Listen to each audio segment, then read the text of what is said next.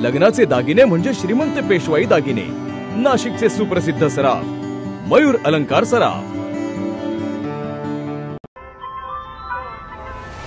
ताज्या बातम्यांसाठी नाशिक न्यूजच्या YouTube चॅनलला सबस्क्राइब करा आणि बेल आयकॉनला प्रेस करा।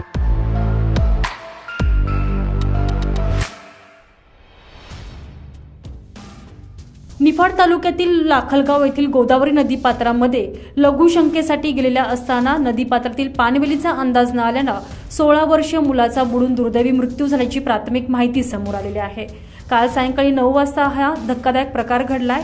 शिवप्रसाद धनाजी रेगरे असं या मृत मुलाचं नाव असून सदर घटनेची माहिती लाखलगाव येथील पोलीस पाटील स्वाती खांडेकर यांनी आपत्ती व्यवस्थापन समितीला दिलेली आहे।